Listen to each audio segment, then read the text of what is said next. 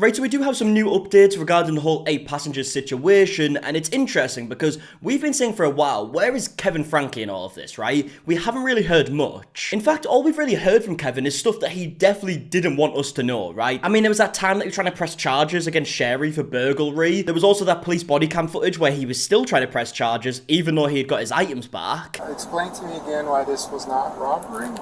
Because it's a civil issue. You guys are family. She's been in the house before. You haven't been in the house in a year. She had interest in the items. She didn't take them with the intention to deprive you of them. So theft, that's the theft code. We have to prove intent to deprive you of the items. And that wasn't her intent in having them. So the detective sergeant said that we're not going to charge her for anything. I'll have to do some more research on that. And apart from that, we haven't really heard much, apart from like the generic stuff that his attorney was saying that he would have said probably about anybody. You know, saying stuff like all he wants to do is be there for his family and whatnot, even though he hadn't seen them for like over a year. But like I mentioned, we do have an update regarding Kevin Franke, and it seems like he is going after Jodi Hildebrandt. So as we can see right here, we have a motion to establish restitution and for ex parte prejudgment, writ of attachment and restraining order. So Kevin Franke and his attorney are asking the judge for restitution from Jodi Hildebrandt regarding the two victims here, the two children. And in this document, they go into a lot of details, giving updates on how the children are and how this situation has affected them. The defendant at a hearing before the court on the 27th of December 2023 entered pleas of guilty to 4 separate counts of child abuse, each a secondary degree felony. The admissions made, in conjunction with the entry of pleas, established that the child victims of defendant's aggravated abuse suffered both physical and psychological abuse. The children have undergone medical care and have been subjected to psychological assessment and ongoing mental health treatment in an attempt to assist them in comprehending and recovering from these injuries. The children remain in professional care for aggravated psychological and emotional injuries suffered. It is clear and admitted that the children suffered immediate and continuing irreparable harm as a result of the crimes perpetrated upon them by this defendant. So you can see why they're asking the court for restitution from Jodi Hildebrandt, right? Because this is stuff that costs money, and it's also stuff that is needed. These children deserve all the help they can get, not only from the physical stuff that happened, but the psychological stuff that happened as well. And you can only imagine how long this is going to be with them for, right? It might never leave this feeling and this fear. But like I mentioned before, this is stuff that needs to be paid for, and if anyone deserves to pay for it, it's Jodi fucking Hildebrandt. Now, it does seem like Jodi Hildebrandt is trying to avoid this, right? She started selling a bunch of her assets. Her house is currently on sale right now. I mean, here's the listing right now. I'm going to block out the address, even though she's not going to be living there anymore, but it's up for $5.3 million,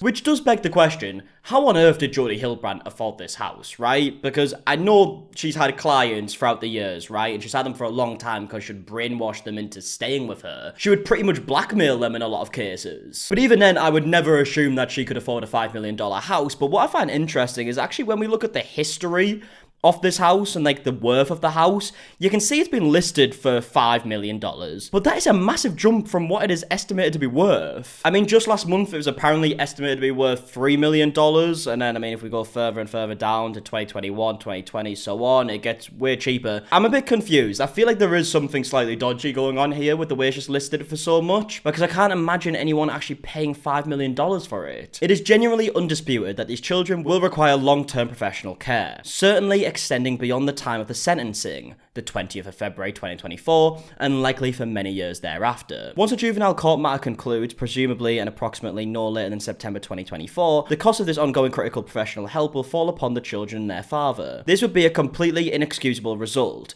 that the victims and the victim's family would have to pay for their own treatment for injuries caused by the defendant. And look, we can have all the opinions of Kevin that a lot of us do, right? But this is true. If anyone should be paying for this, it is Jodi Hildebrandt. As much as I personally do believe that Kevin has been let off very lightly in this whole situation, I do think he's responsible for some of it, right? We've seen it in previous videos, also the fact that he wasn't there for so long whilst this was all going on. I think he does have to hold some responsibility, but even then, Jodi Hildebrandt should be paying for this. The cost for this ongoing therapy and treatment is presently unknown to father, but could be established prior to the sentencing, which is set for February 20th, 2024. More importantly, the defendant presently has resources resources from which his restitution could be funded, but such may not soon be the case, in that the resources may be liquidated and unavailable for access should the court fail to immediately delay or prevent said liquidation or transfer. The defendant would suffer no prejudice by this short delay. So obviously what they're referencing here, as well as other things, is the house being up for sale, and I'm assuming there's other stuff going on behind the scenes with Jodi Hildebrandt and her assets and whatnot, selling them on, trying to make it seem as if she doesn't have the assets that she did, right? I definitely wouldn't be surprised if there's a lot of sketchy stuff going on behind the scenes, so she can avoid paying such a substantial amount. Petitioner discovered that on or about Thursday, January 4th, 2024, defendant had listed for sale her home and real property located in Ivins, Utah,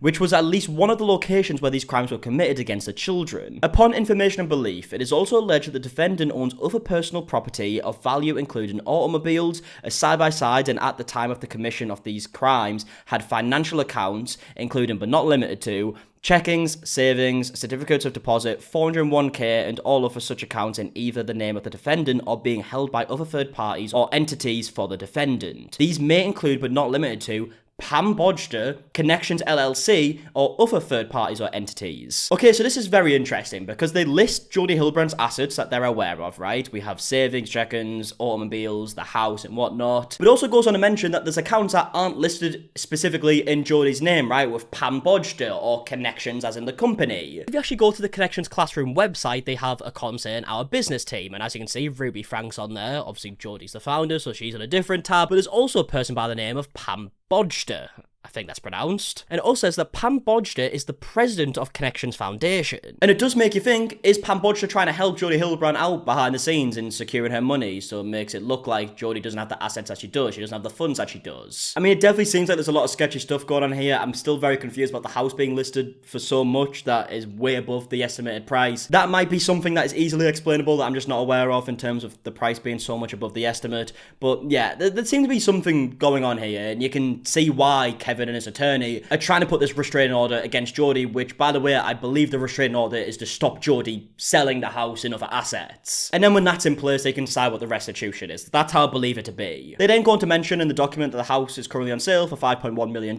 They're unsure about the details of the mortgage. They don't know how much of that will be profit and whatnot. And then they go on to say why they believe Jodi is listing property. It is obvious that the defendant is in the process of assigning, disposing of, or concealing the property with the intent to defraud the victim creditors, in that there is probable cause of losing the remedy of restitution, unless the court issues the writ and or the temporary restraining order. And then they go on to say that should the court fail to issue the written restraining order, there is a substantial likelihood that the victim's remedy for restitution will be lost, which is true. I believe what probably happened here is that they were made aware that Jodi had listed a house for sale, and they realised what Jodi was actually trying to do behind the scenes, and now they're trying to put a stop to that, which, I mean, is the right thing to do here. But yeah, that is the motion to establish restitution. I would love to know your thoughts in the comment section down below on everything that we spoke about in today's video. Hopefully we'll hear some updates about this very soon. It does seem like Jodi is trying to do some sketchy stuff behind the scenes to avoid as much accountability as she deserves, but I mean, who is surprised? It is Jodi Hildebrandt we're talking about here. And yeah, if you are new, please subscribe, all that stuff, and until the next one, I'll see you guys in a bit. Alright, goodbye.